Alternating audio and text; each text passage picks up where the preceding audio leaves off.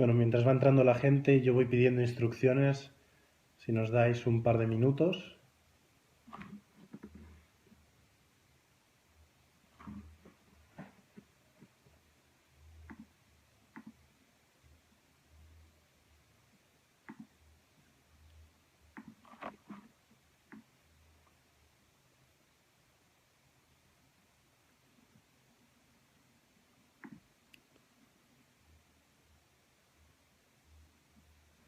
Enseguida estamos.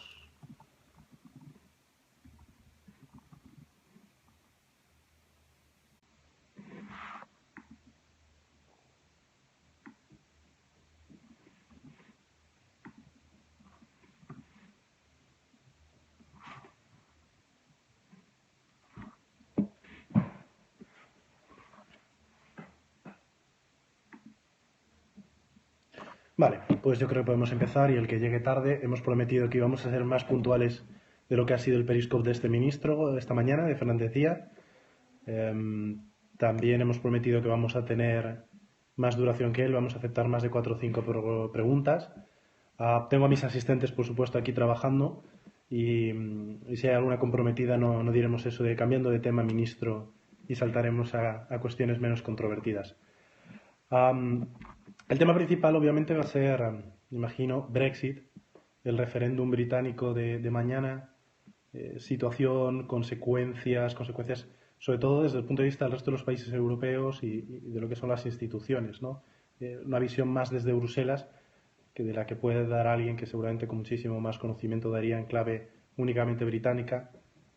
Podemos apuntar algunas claves, pero para un análisis en profundidad esperaremos, si no, a la prensa británica del viernes y del fin de semana.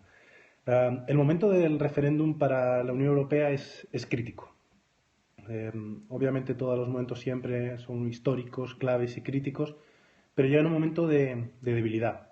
No estamos en los mejores momentos institucionalmente para la Unión Europea. No son los peores tampoco, obviamente. Hemos tenido todo tipo de situaciones, no podemos pensar que cualquier tiempo pasado fue mejor, pero es verdad que ahora mismo llega en un momento debilitado. Tenemos por un lado a la Comisión Europea, el órgano, el ejecutivo.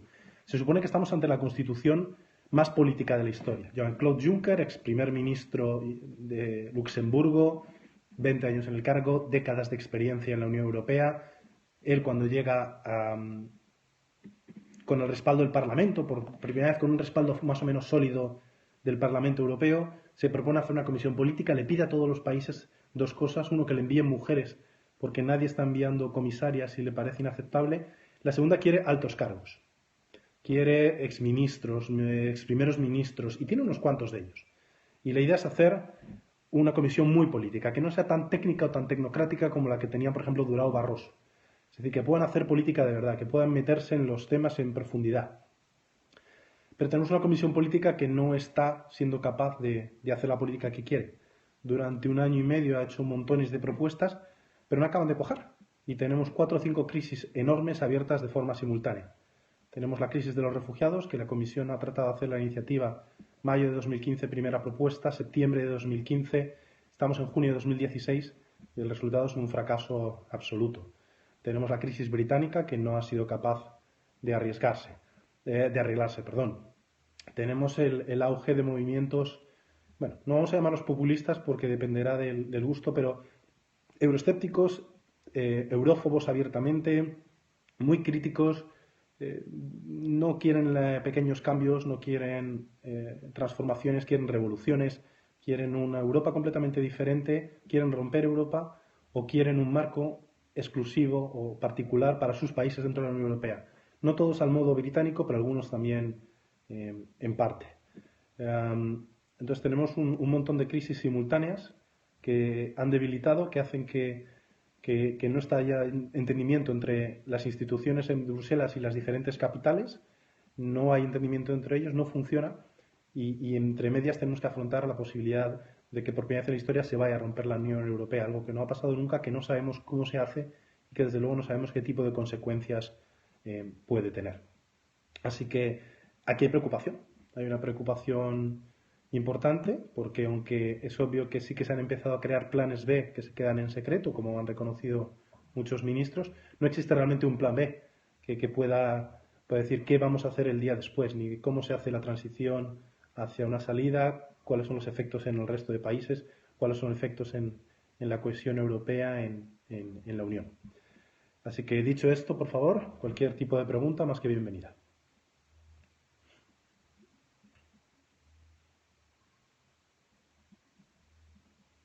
Cualquier tipo de pregunta.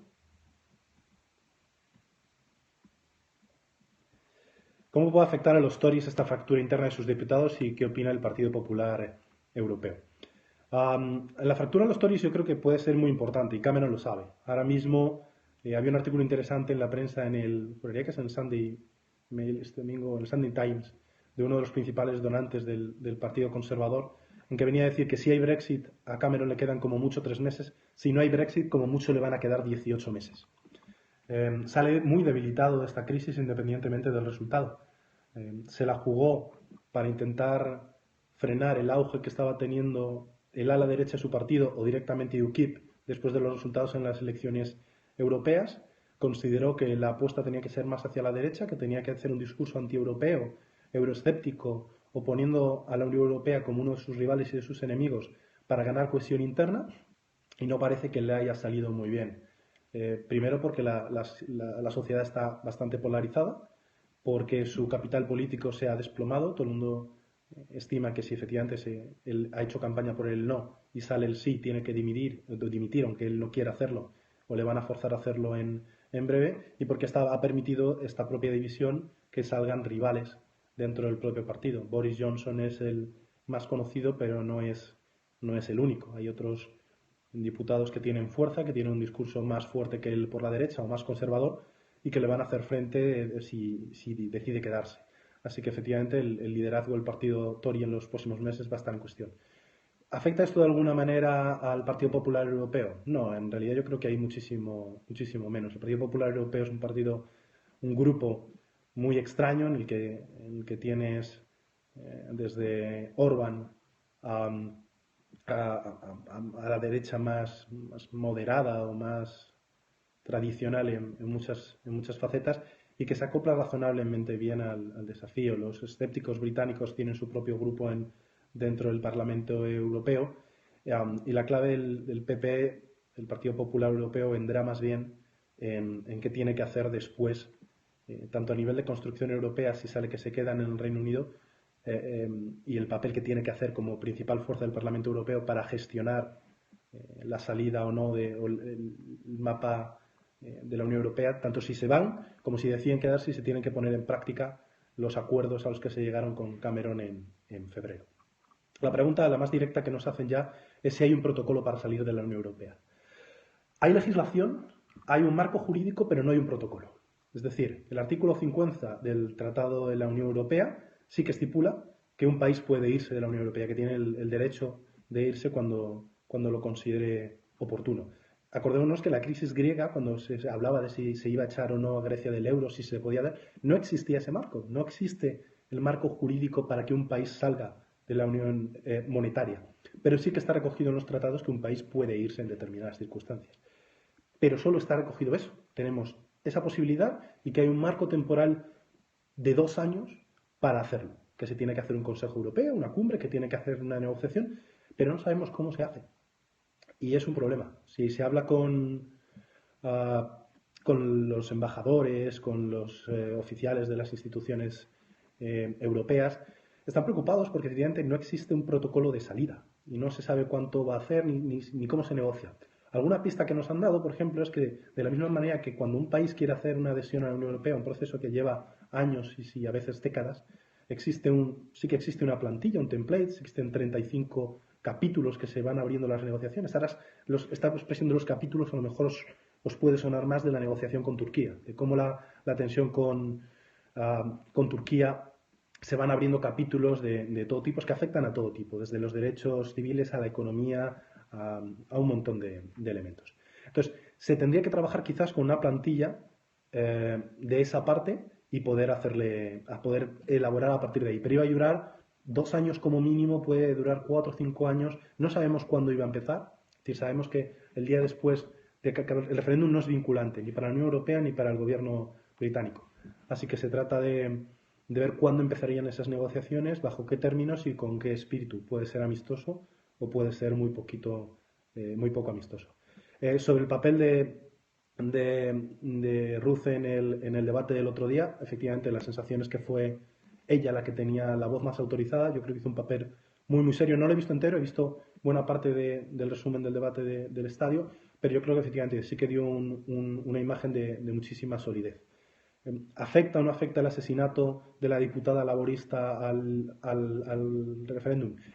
Desde luego, la campaña la está marcado, la ha cambiado completamente. No sabemos el resultado. Eso es completamente um, imposible decirlo. Yo no soy capaz de decirlo. Haría falta un análisis muchísimo más concienzudo en las próximas semanas en detalle para saber hasta qué punto puede tener un efecto o no, independientemente cuando vaya a ser el resultado. Pero sí que ha afectado de lleno a la campaña, sí que ha afectado a la retórica de la campaña, ha obligado a que se rebaje muchísimo la intensidad, ha obligado a cambiar también mucho de discurso a los partidarios de la salida. Han visto que cualquier vinculación con ese discurso podía resultarles muy perjudicial, así que sí que ha cambiado muchísimo el tono.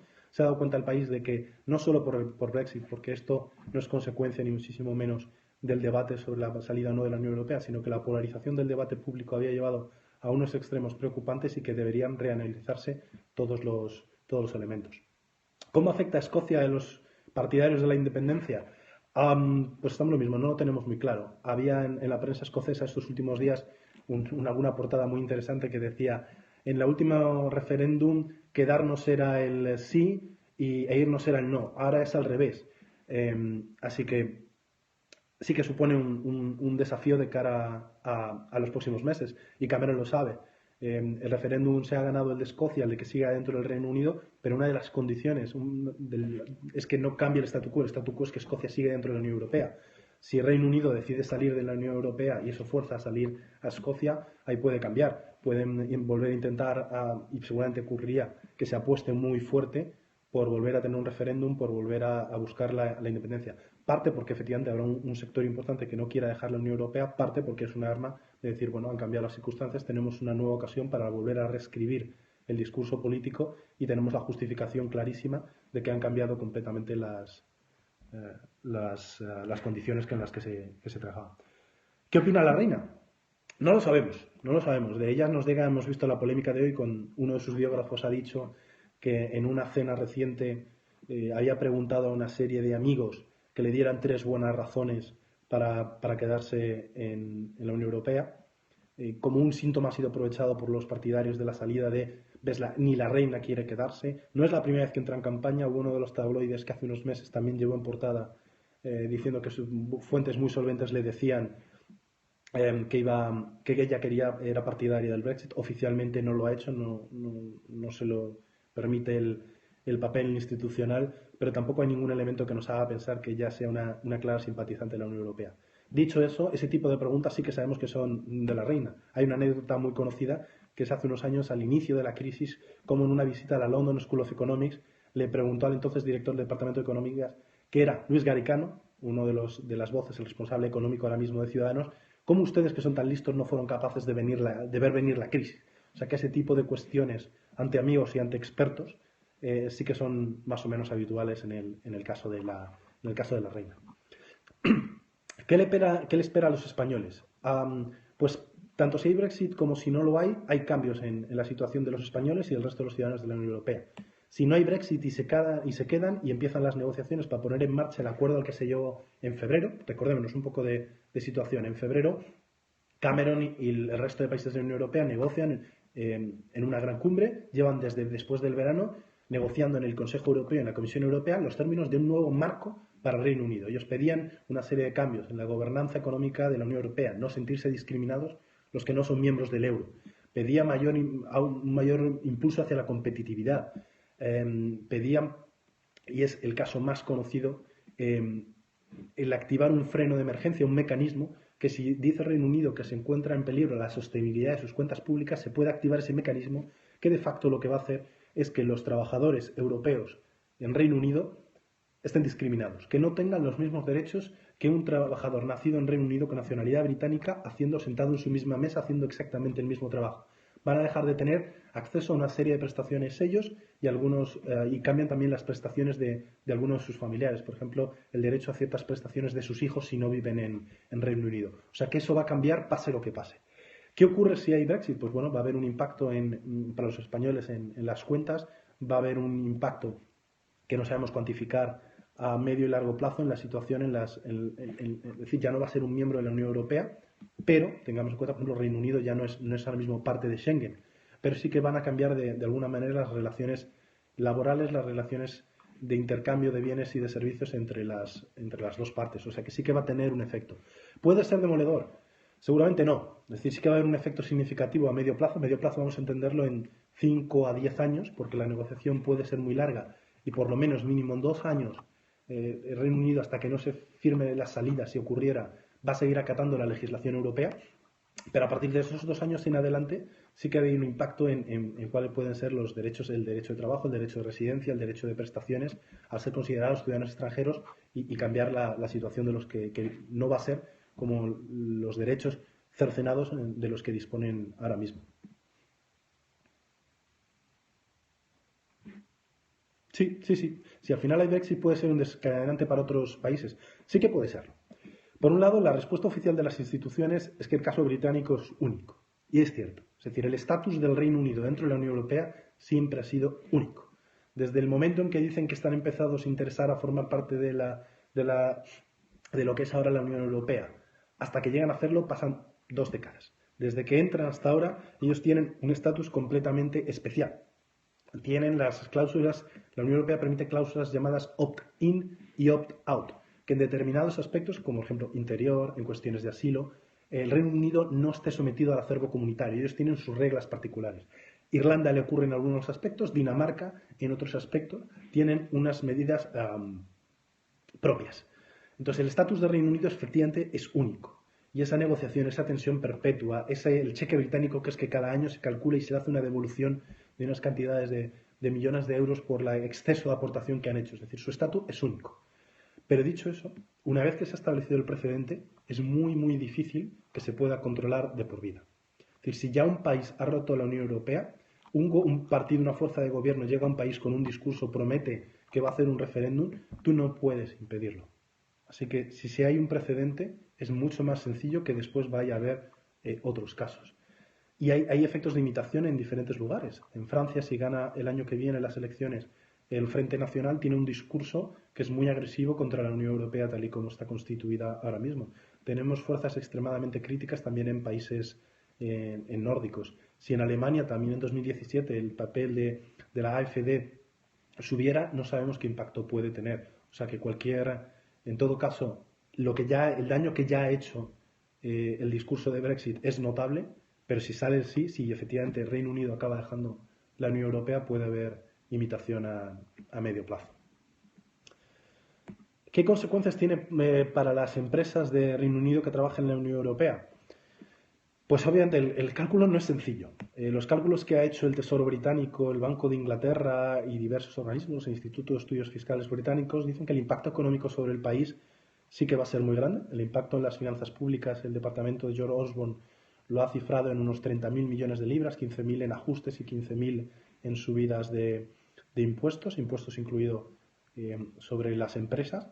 Es muy posible que el cálculo también se cifra sobre la inversión extranjera en Reino Unido cayera, porque buena parte del atractivo de Londres es muy atractivo de por sí, lo lleva siendo siglos, o sea, no es el elemento, el ser parte de la Unión Europea, pero pese a no formar parte del euro, la City de Londres sigue siendo la capital financiera de la Unión Europea. Y hacerlo con un país que no es de la Unión Europea se antoja mucho más difícil. Hay enormes empresas, hay bancos, hay aseguradoras que están en Londres porque forma parte de la Unión Europea. Y muchas empresas, grandes empresas multinacionales, han avisado de que eso sí que va a tener un efecto. Así que no sería de extrañar que de producirse y de hacerse un divorcio en malas condiciones, en los próximos meses alguna empresa se viera tentada de cambiar la localización de su empresa, deslocalizarse, de disminuir su presencia o de que se busquen nuevas hubs financieros o que se busquen en otras capitales europeas parte del negocio que ahora está haciendo la City. ¿Por qué tanto miedo a escuchar a la gente? No, yo no creo que haya, es decir, sí, por supuesto que ahí existe miedo a escuchar a la gente, sería absurdo negarlo. Y el deseo mayoritario dentro de la Unión Europea es que el Reino Unido no se vaya de la Unión Europea. Am, pero yo creo que lo que existe es un gran escepticismo de cara al referéndum como escuchar, como mecanismo de escuchar a la gente. Es un mecanismo de decisión absolutamente legítimo y respetado, muy válido, muy aplicado en numerosos países. Am, pero la sensación que se tiene, por lo menos en Bruselas, es que el debate no se está haciendo en términos reales, en términos honestos, que se está haciendo, es un debate político, también legítimo, pero que no se está haciendo en cuenta teniendo los intereses de los ciudadanos a medio y largo plazo, sino que son intereses políticos de fuerzas que tienen ganas de subir en las encuestas y de acceder al poder a más corto plazo. Entonces, no creo que haya un problema de por sí en escuchar a la gente. Efectivamente, si los británicos y una mayoría de la población no desea formar parte de la Unión Europea, eh, tiene todo el derecho a salir de ella. Es un club y no existe ningún tipo de obligación. Pero tienen que conocer las consecuencias, de verdad. Yo creo que ese debate no, no se ha producido en condiciones. No se puede hacer un debate de esas condiciones en los últimos 2 meses de campaña. Durante décadas ha faltado en Reino Unido voces de verdad, voces políticas en cualquiera de los partidos que hagan una defensa de verdad de la Unión Europea. Muy parecido al discurso que, por ejemplo, sí que ha intentado hacer algún líder laborista en algún vídeo estupendo como los que hemos visto recientemente. Pero durante décadas han callado. Es decir, tenemos a los conservadores de cualquiera de todos los partidos, que diría Hayek, atizando una y otra vez a la Unión Europea, al tentetieso, como lo he bautizado yo, de la Unión Europea, sin que nadie en Reino Unido la defendiera. Entonces es muy difícil empatizar cuando llevas décadas escuchando que al otro lado solo hay burócratas que te quieren crujir impuestos y acabar, como decía Boris Johnson, con los snacks de sabor de gambas o obligándote a que todos los condones tengan un tamaño único. Llegan más preguntas. Por ejemplo, ¿se conoce qué sucedería con los acuerdos comerciales vigentes con otros países de la Unión Europea? No, no se sabe el efecto. Es decir, una vez que tú dejas de formar parte de la Unión Europea, tienes que renegociar un nuevo estatus. Hay algunos países que ya tienen ese estatus. Tenemos, por ejemplo, el caso noruego, tenemos el caso suizo, o incluso, como llegó a decir Michael Gove, uno de los miembros del gobierno de Cameron y una de las voces, o la voz más fuerte, quizás dentro del propio gobierno y dentro del partido a favor de la salida de la Unión Europea, que en un momento ya de delirio llegó a decir que incluso el ejemplo del acuerdo comercial con Albania podía ser una buena opción. Existen diferentes opciones a medio y largo plazo, más de década en adelante, son perfectamente viables para un país como Reino Unido. Ya podemos discutir si estaría mejor o después comercialmente o económicamente dentro de la Unión Europea, que es lo que yo considero, pero se le puede hacer un tratado comercial con ellos, pero llevaría muchísimo tiempo. No es algo que se haga en un año, ni en dos, ni en tres. Se tardan muchísimos años. Podemos estar hablando de una década hasta que se cierre un acuerdo comercial concreto. Y yo creo que aquí el caso noruego, que es el que mejor consejo le ha dado en ese sentido a Reino Unido, diciéndole, señores, nosotros tenemos esas condiciones y lo que hacemos ahora mismo es pagar, pero no tenemos derecho a voto. Así que no estoy seguro de que sea lo que más les interesa. ¿Cuál es el principal argumento para salir para el ciudadano de a pie? Bueno, hay elementos para pedir la salida de la Unión Europea, es decir, no todo el mundo está de acuerdo en estar dentro de la Unión Europea. Se ha usado muchísimo el discurso del miedo a la inmigración de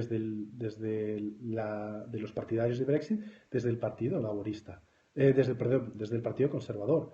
Recordemos que una de las voces más fuertes del propio partido Tory, una de las voces que suenan también como posibles sucesores de David Cameron, es Theresa May, la Secretary of the Interior, la responsable del Interior, la que viene aquí a las reuniones con los ministros europeos, que ha sido una de las voces más duras de toda Europa con los refugiados, teniendo en cuenta incluso que Reino Unido, recordemos, hemos dicho antes, no tiene esas cláusulas de interior. Así que ha habido un discurso muy fuerte contra la idea de la inmigración, de que vienen a quitar el trabajo, de que vienen millones de fontaneros polacos y gente de Europa del Este a trabajar por salarios más bajos y vienen a destrozar la economía británica. Bueno, luego hay gente que dentro de ciudadanos de a pie, sea lo que sea ese concepto, también gente de alto nivel, que considera que no, que es una cuestión de soberanía nacional, que ahora mismo la soberanía última depende de las instituciones europeas a nivel legislativo, a nivel jurídico, a nivel, es decir, que la última, eh, uno de los argumentos de Johnson es que la última Corte de Justicia es la Corte, los tribunales de Estrasburgo y de Luxemburgo, que en última instancia se llega a una corte y que te están gobernando gente que no ha sido elegida democráticamente, no por el Parlamento Europeo, sino por los miembros de la Comisión Europea. Hay un punto de, eso es verdad, ese elemento. Entonces, si se acepta el discurso de la soberanía nacional, hay unos argumentos de peso para, para pedir decir, no quiero recuperar la soberanía nacional, sea lo que sea eso. Yo no estoy de acuerdo. Yo creo que forma parte de un proceso de cesión de soberanía nacional que se está haciendo de forma muy paulatina y la que más o menos todo el mundo está de acuerdo durante muchísimo tiempo, está siendo más positivo que negativo. ¿Qué pasará con el TTIP? Bueno, el TTIP, el tratado con Estados Unidos, ya está en una situación muy delicada. Es obvio que antes de 2017 no iba a verse. Creo que la preocupación del TTIP tiene que ver más con qué ocurrirá en las elecciones presidenciales de noviembre en la Casa Blanca y la posibilidad de que llegue Donald Trump al otro lado que con el referéndum británico. Podría retrasar más el proceso, pero yo creo que no es un efecto, no es seguramente un elemento determinante para que se apruebe o no el año que viene o los siguientes cuando acaben las negociaciones. ¿Y qué pasará con Boris Johnson si pierde el Brexit?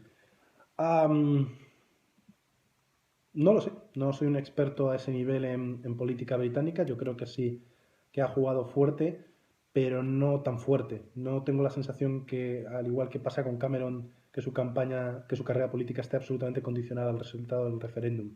Si no es así, Boris Johnson, que es un personaje extremadamente particular, pero es un personaje extremadamente inteligente que conoce muy bien las instituciones europeas. Él se crió aquí, su padre trabajaba para la Unión Europea y él se educó en Bruselas y ahí es donde aprendió francés y después volvió aquí como corresponsal del Telegraph durante unos cuantos años, o sea que él conoce bien el funcionamiento de las instituciones, él sabe que todo esta es una pantomima de carácter político, él sabe que el 90% de lo que ha hecho las instituciones europeas no es cierto y realmente no lo piensa, así que lo ha utilizado como una herramienta clásica dentro del Partido Conservador para reforzar su papel dentro del partido y debilitar a David Cameron.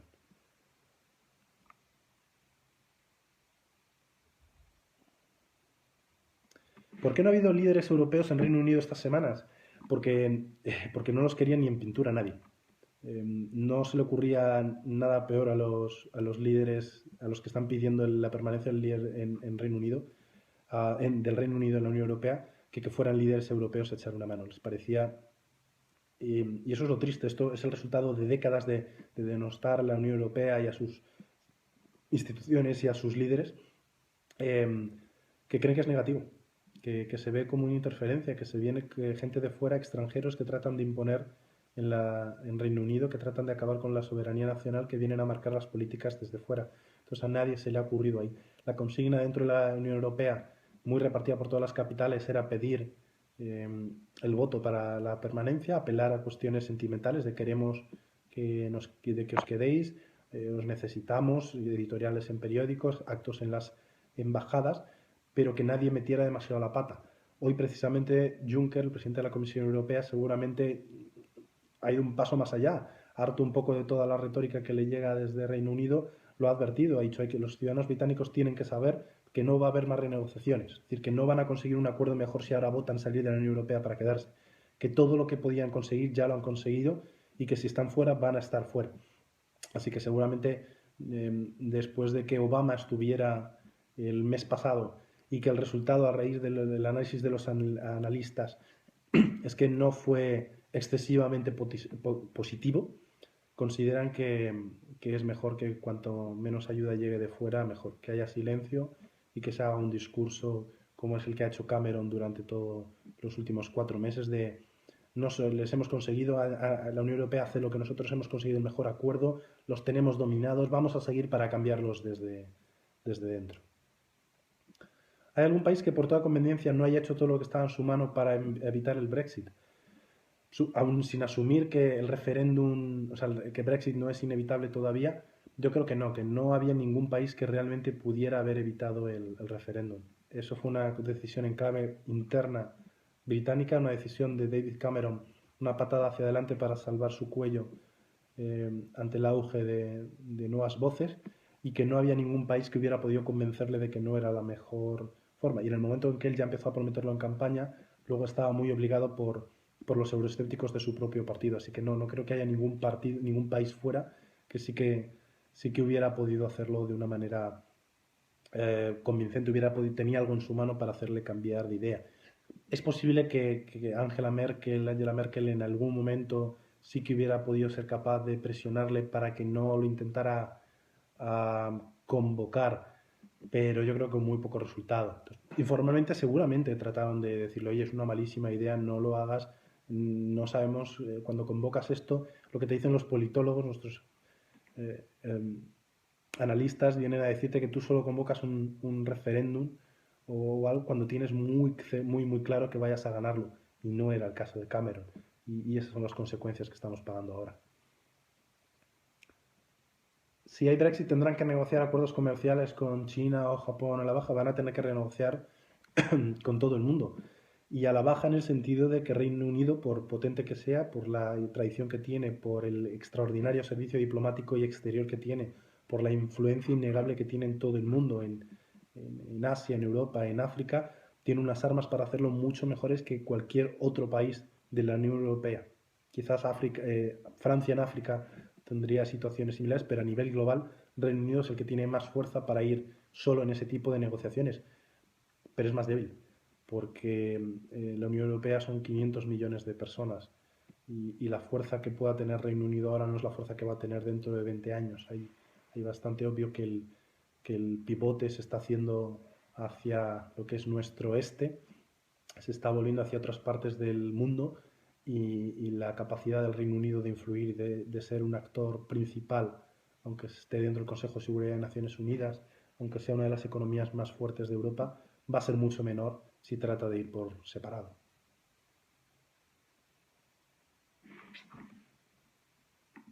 Estoy viendo a ver si alguna pregunta nos hemos saltado.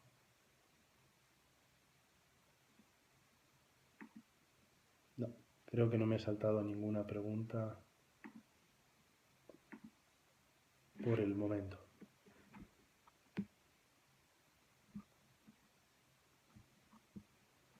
Gales, Irlanda del Norte, Escocia, ¿qué opinan?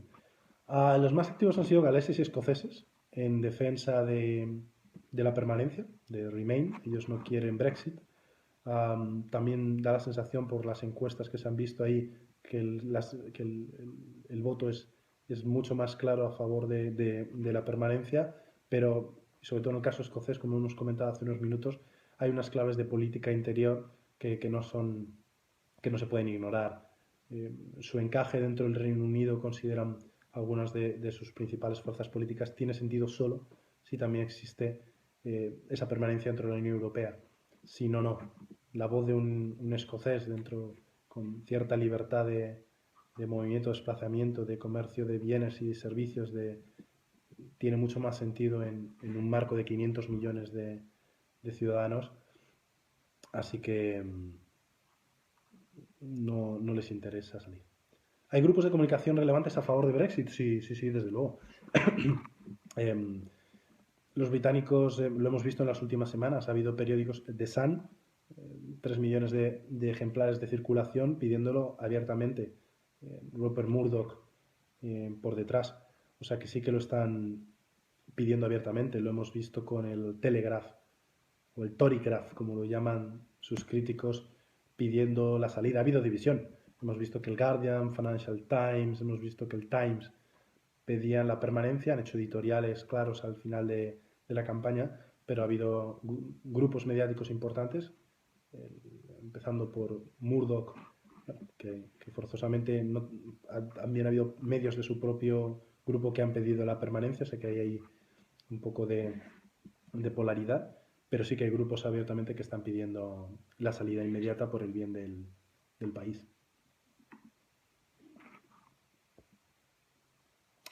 Una pregunta dice, el referéndum no es vinculante, pero entonces, ¿cuáles son los próximos pasos? muy resumido. Supongamos que no, que votan no.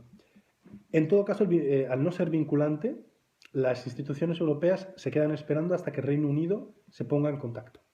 Una vez que se vote, tanto sí como no, David Cameron tiene que tomar una decisión. Puede, si sale el sí, por ejemplo, puede optar por ignorar y no convocar, no poner en marcha los plazos, los trámites adecuados para ser en la Unión Europea. Se lo comerían vivo, pero eso es problema suyo.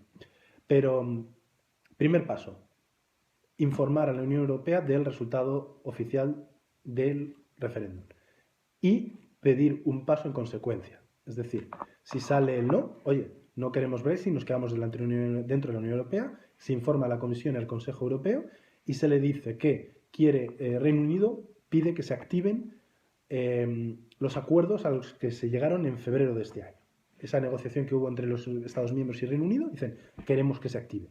Y a partir de entonces empieza un proceso, la Comisión Europea tiene que hacer un montón de propuestas legislativas, se tiene que cambiar muchísimas cosas de la legislación secundaria de la Unión Europea para permitir esos cambios de competitividad, para permitir que los trabajadores británicos tengan derechos diferentes que los del resto de la Unión Europea. Y eso tiene que pasar por los trámites del Consejo Europeo y del Parlamento Europeo. Si por el contrario sale el sí y Cameron dice me tengo que aceptarlo, es lo que ha pedido el pueblo, tengo que pedir la salida de la Unión Europea, pues en algún momento se tiene que iniciar los trámites. El trámite más lógico es apelar al artículo 50 del Tratado de la Unión Europea, que es el que establece que un Estado tiene derecho a salir y se inicia la negociación.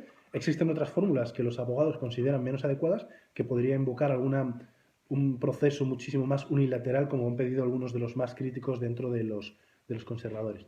Pero a partir de que Reino Unido pidiera oficialmente al Consejo Europeo esa salida de la Unión Europea, se iniciaría la negociación. Una negociación que como mínimo sabemos va a durar 2 años, pero que podría durar un tiempo adicional y en las que se tiene que negociar el disengagement, la salida del Reino Unido y en todos los aspectos. Desde qué hacer con los trabajadores británicos que trabajan en las instituciones europeas, que técnicamente se pueden quedar, pero o sí o no, tratados comerciales, libre circulación, todos los elementos se tendrían que empezar a negociar en adelante. Tiene que negociarse con el visto bueno de todos los países del Consejo Europeo, o sea que es una cosa que va a durar muchísimo tiempo y que no está nada claro siquiera que vaya a hacerse en buenos términos. Hay países que no están tan contentos con Reino Unido y que si se va están diciendo, bueno, pues te has ido, ahora vas a pagar las consecuencias y lo vamos a hacer por las malas. ¿Bale contaría como extracomunitario? Pues es posible que sí. Me temo que a medio plazo podría contar Gareth Bale como extracomunitario. ¿Por qué no se posicionan claramente los laboristas?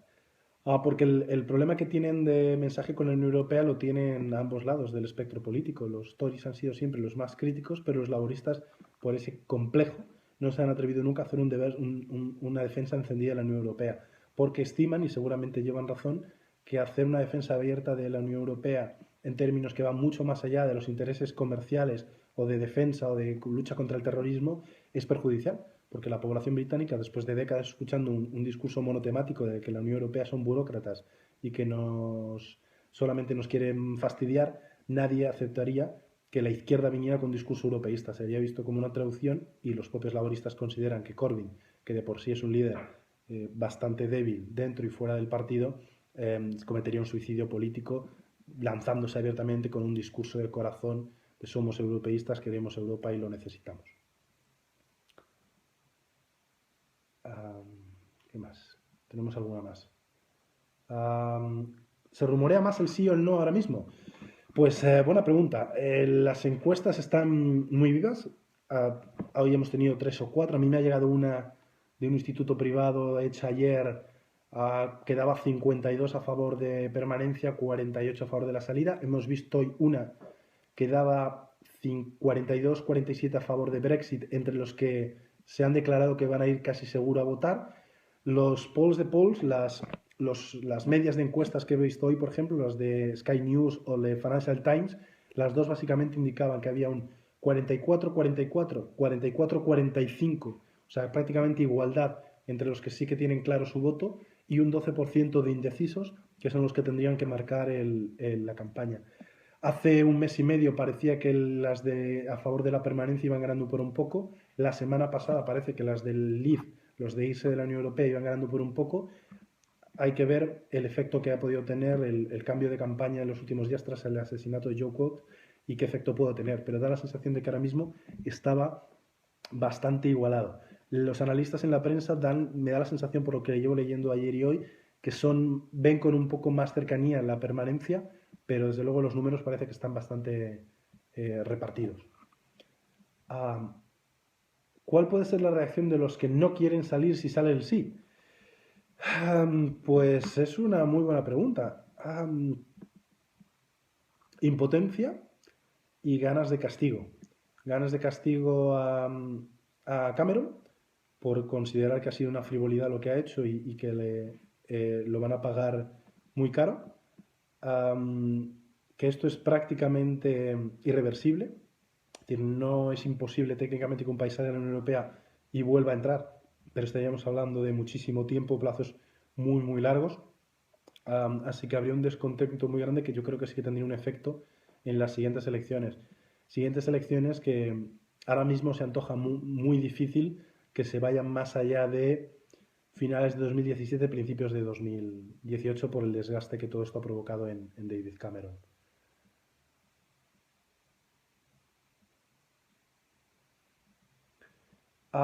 Dice el profesor Casamar que esta crisis europea no es para tanto. Bueno, yo soy un poco más escéptico. Es verdad que como nos pasa a todos, siempre vivimos lo que nos ocurre a nosotros con una intensidad muy grande y nos da la sensación de que es lo más fuerte que ha ocurrido nunca antes. Y no. Es decir, Europa sabe mucho de crisis y comparativamente con lo que ocurrió hace un siglo, hace 60 años, 80, o la tensión política que había con la amenaza de la Unión Soviética hace 40, la situación es muy distinta. Pero yo creo que la crisis sí que es bastante grave en este momento y que la ruptura de la Unión Europea en este momento sí que puede ser un palo muy, muy grande. Escribí hace poco un artículo que es lo que Brexit que ha destruido ya, que es básicamente el discurso sobre el que se ha levantado en la Unión Europea desde el preámbulo del Tratado de Roma del 57, es una expresión a never closer union, una unión cada vez más estrecha. Ese es el espíritu, digamos, que está por encima de todo el avance de la Unión Europea, que es que cada vez tiene que ser una unión más estrecha. Puede ser muy despacito, muy poquito a poco, año a año, década a década, a un ritmo muy, muy suave, porque es muy difícil convencer a 7, a 14, a 28 países como hay en la Unión Europea ahora de que se pongan de acuerdo. Pero el espíritu que subyace es que siempre tiene que ser una unión más estrecha. Eso Reino Unido ya lo ha roto, porque ha logrado que en el acuerdo que se firmó en febrero se lo quiten, que ya no esté obligada, aunque no es una obligación realmente legal, sino es una obligación política, un acuerdo político, Reino Unido ya se ha salido de eso. Y el debate que se genera ahora mismo es qué va a pasar después. Si se va, tanto si se va como si no se va, ¿qué va a hacer la Unión Europea? ¿Va a buscar más integración? ¿Va a buscar más unión? No está en absoluto nada claro. Hoy Hollande ha dicho que la semana que viene va a ir a Berlín para hablar de cómo se puede hacer un revival de la construcción europea, de cuáles pueden ser los siguientes pasos. Los franceses sí que abogan por, venga, oye, vamos a lanzarlos.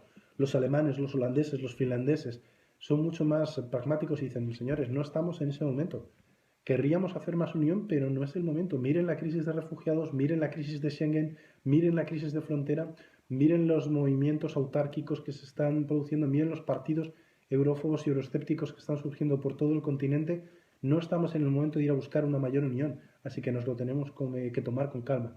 Así que yo creo que sí que está Europa ante una crisis importante, pero es un impasse, que hasta que no sepamos lo que se va a votar mañana no vamos a ser realmente conscientes de la magnitud.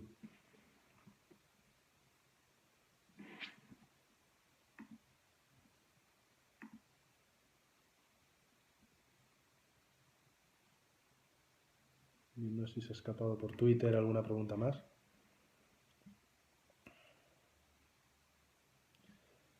Algo sobre eliminar la legislación introducida en la Unión Europea en estos años.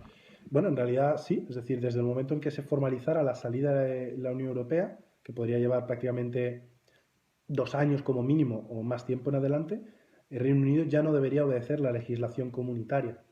Puede aceptar seguir con los mismos principios sin responder a una justicia europea o a la Comisión Europea por posibles infracciones, o puede optar por reconfigurar y construir y hacer una legislación sobre esos mismos espíritus o diferentes en cualquier otro momento. ¿Cuándo se sabrán los resultados? Teóricamente, a partir de las 12 de la noche, horario británico, se empiezan a conocer los primeros. Hacia las 5 o 6 de la mañana, como pronto, los resultados definitivos. O sea que estamos hablando de muy alta madrugada, una mañana muy, muy, muy temprana, tanto en Londres como en el resto del continente. O sea, va a ser una noche larguísima y muy tensa si las encuestas llevan la razón y el resultado va bastante parejo. ¿Qué sucede con los 800.000 británicos que viven aquí en España? Pues es una muy buena pregunta. Eso se va a tener que decidir a partir de que salga el Brexit. Ahí lo más normal es que se trate de llegar a algún tipo de acuerdo bilateral entre los países y Reino Unido. A España no le interesaría que cientos de miles de británicos residentes se fueran, pero habría que ver qué tipo de acuerdo se hace, qué tipo de legislación, qué tipo de intercambio, qué tipo de acceso a sanidad o educación tendrían, qué tipo de fiscalidad. O sea que sí que todo se tendría que reestudiar.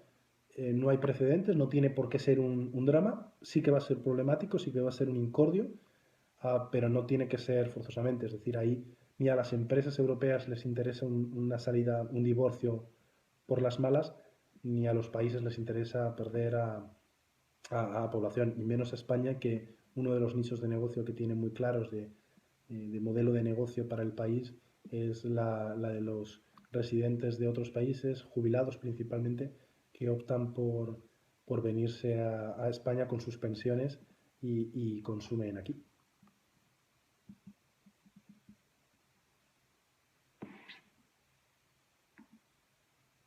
¿Las apuestas pueden influir en alguna manera en el resultado? No. No, no, las apuestas no. Los británicos son muy dados a las apuestas, no vamos a descubrir nada, les encanta hacerlo y llevan décadas haciéndolo, pero yo creo que no. No es muy probable que tenga un efecto per se. Es un análisis más, o sea, un elemento más para el análisis, para tratar de la predicción.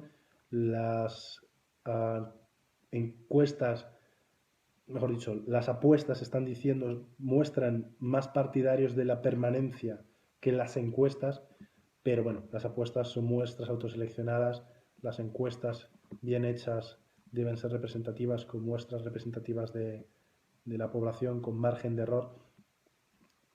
No creo que haya tanta gente interesada en ganar o perder una apuesta como para que su voto decante el resultado en su favor. Quizás haya algún analista, economista o politólogo que conozca otro tipo de estimaciones, pero mi intuición es que no.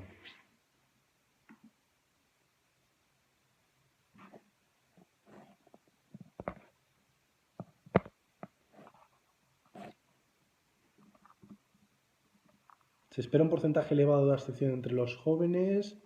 Me pillas. Esa no sé. No he seguido las encuestas por tramos. He visto que lo que dicen genéricamente, sobre todo en el día de hoy, es que la gente joven, la gente que vive en zonas urbanas y sobre todo cerca de la capital y con estudios y sueldos más altos, tiende a ser más partidaria de la permanencia y, y en cambio los partidarios más de la salida son en núcleos menos urbanas, en zonas más, perdón, zonas rurales y menos urbanas, entre gente de más edad y con menor renta per cápita. Pero no sé si se espera mayor abstención o no, me has pillado. Si el Brexit fracasa, ¿qué consecuencias tendrá para los que lo han apoyado?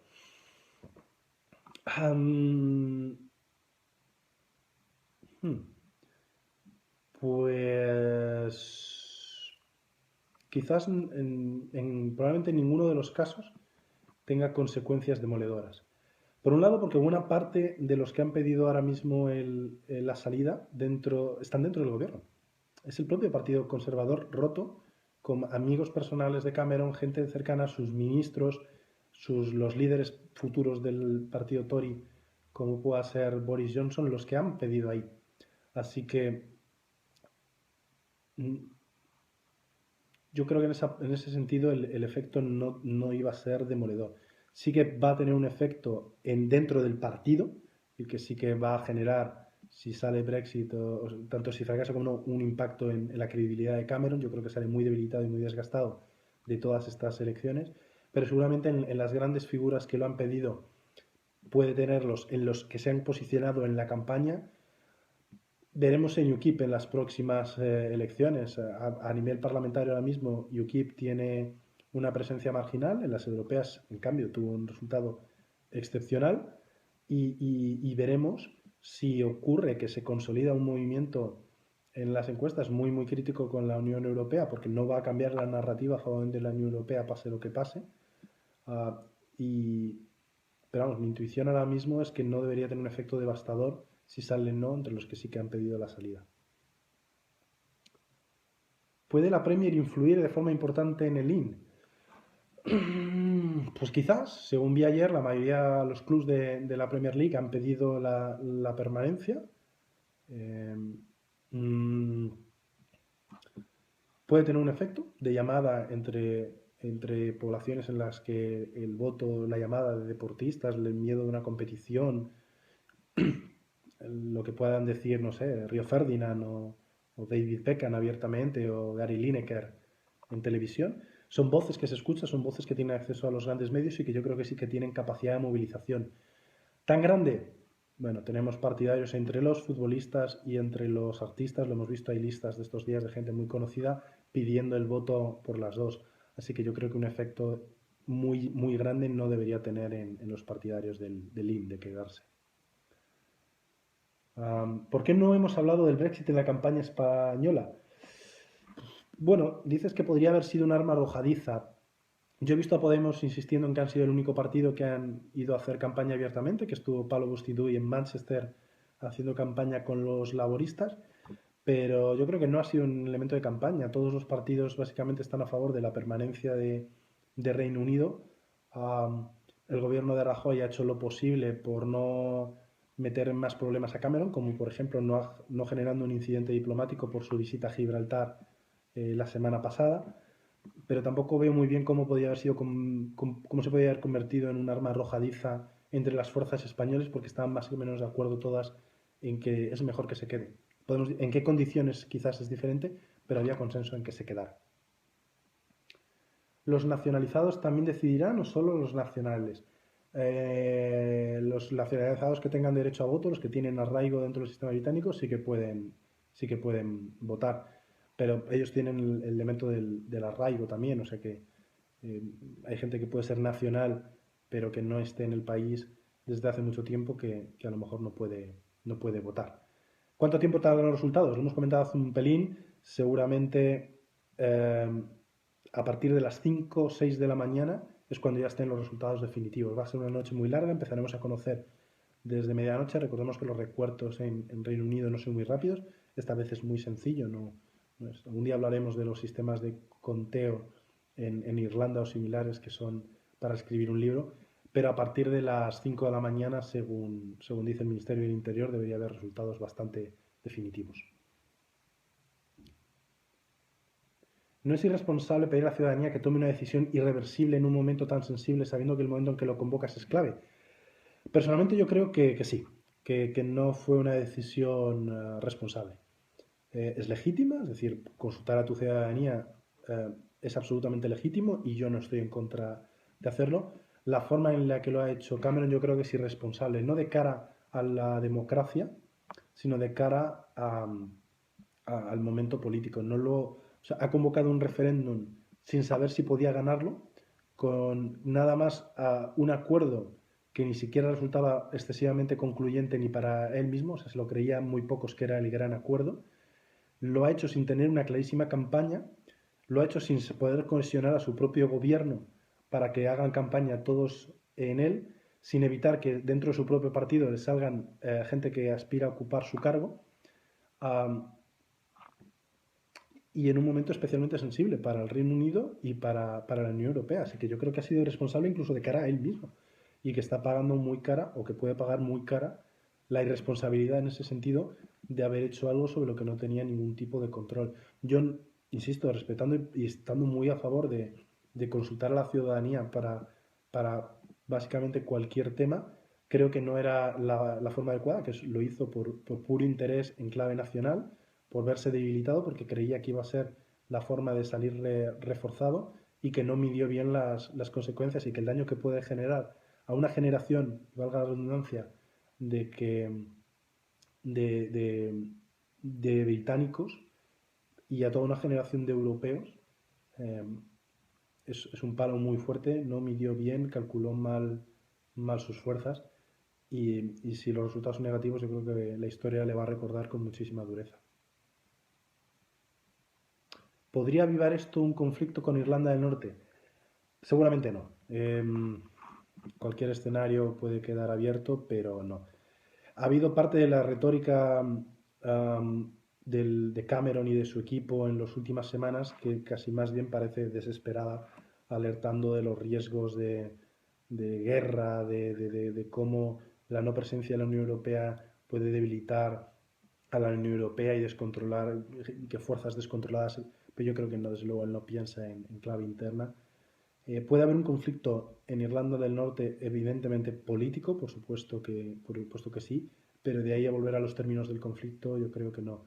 Creo que la permanencia dentro de la Unión Europea es positiva para el entendimiento, ayuda a que el marco de entendimiento y de acuerdo y de presencia de Irlanda del Norte dentro del Reino Unido sea algo más cómodo, pero todo el proceso de paz para acabar con el conflicto, con todos los problemas en Irlanda y en Irlanda del Norte, desde finales de los 90 hasta ahora, ha sido un largo proceso que sobre todo se lee en clave interna de Reino Unido y no tanto en clave europea.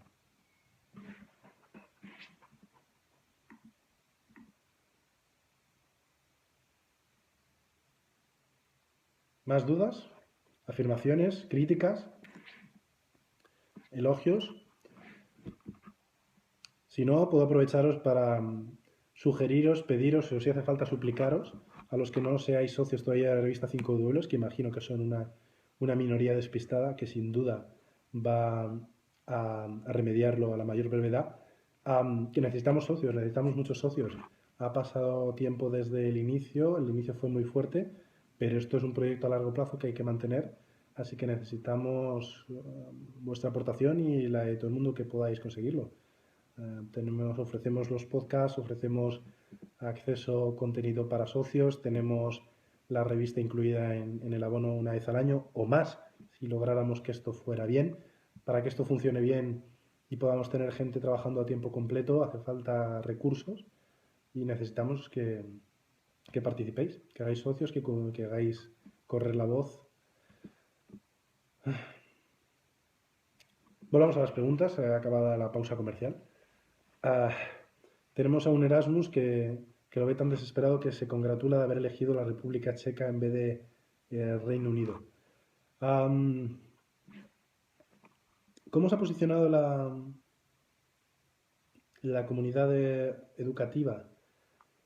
Bueno, Reino Unido en ese sentido es un país especial. Siempre ha traído a estudiantes, siempre ha traído talento, siempre ha traído universidades aquí era a las que todo el mundo quería ir, no solo Oxford o Cambridge.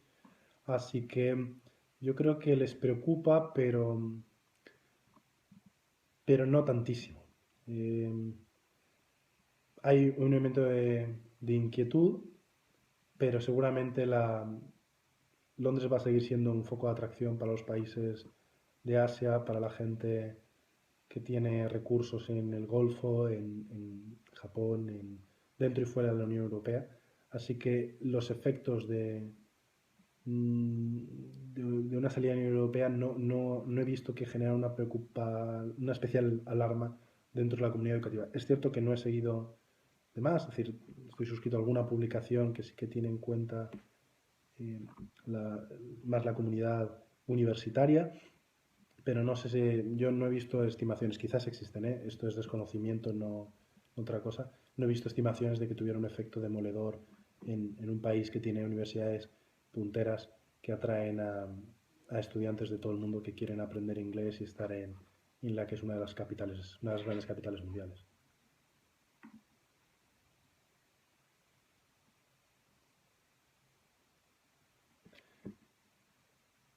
¿Algún artículo pronto en la web con lo que pase? Vamos a ver.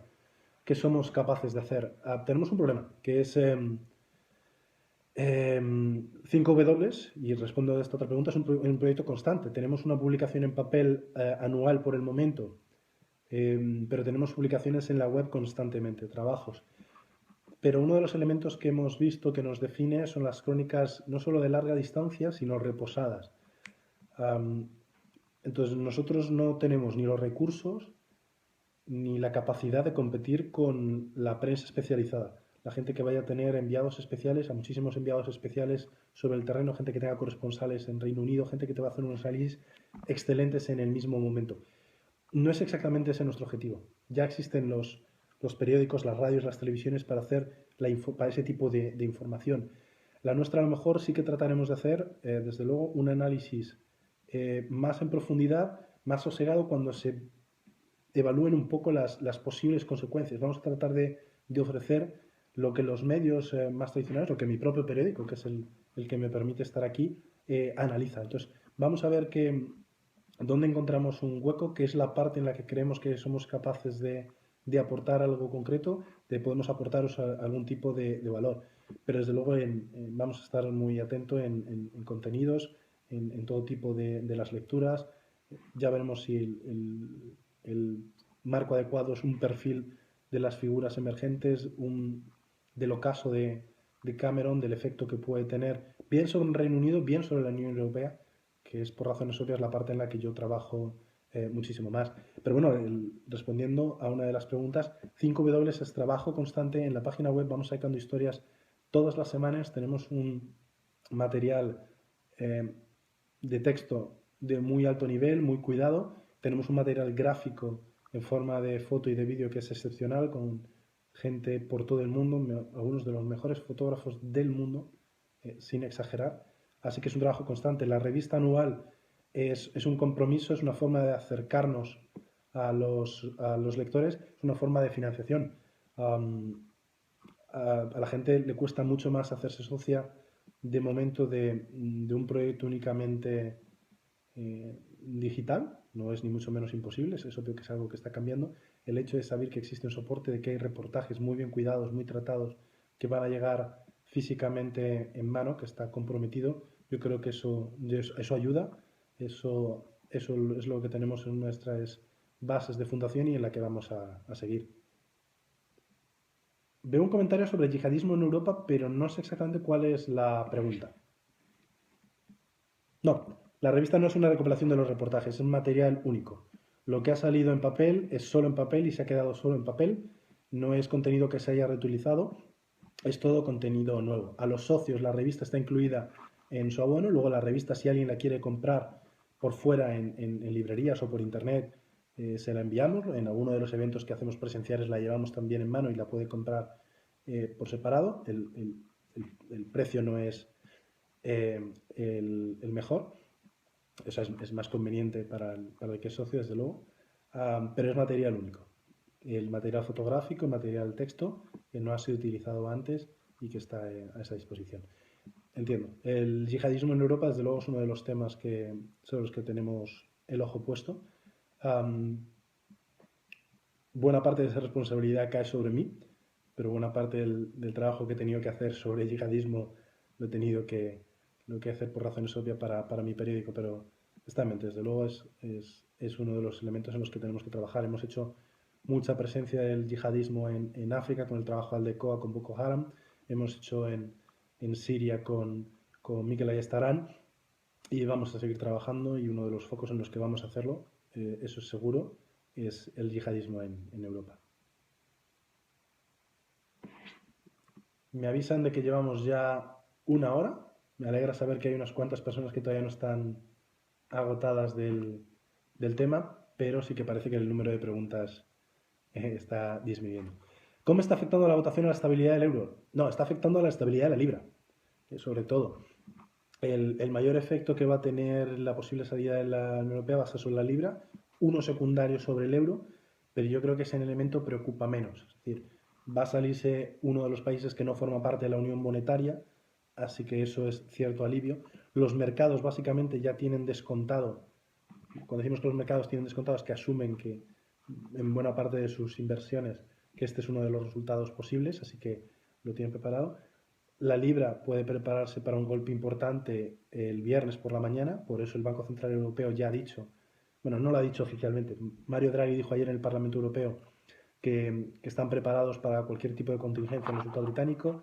Fuentes del BCE se lo dijeron a Reuters hace una semana, que básicamente el viernes por la mañana tiene que haber una declaración muy potente del Banco Central Europeo a los mercados, diciendo que harán todo lo que sea necesario para mantener la estabilidad del euro y se abrirán líneas de liquidez, swaps, con el Banco de Inglaterra, esto es, que el Banco de Inglaterra siempre tenga a disposición de sus propias entidades liquidez suficiente para operaciones intradía en el caso de que el dinero se asustase y se retirase momentáneamente. Así que puede haber un golpe al euro. Yo creo que sí podría sentirse en las primeras jornadas. Tenemos la ventaja de que los resultados son el viernes y que sábado y domingo cerraría los mercados y ya daría un poco de tiempo para que se analizara con un poco de mayor calma antes de la apertura del lunes.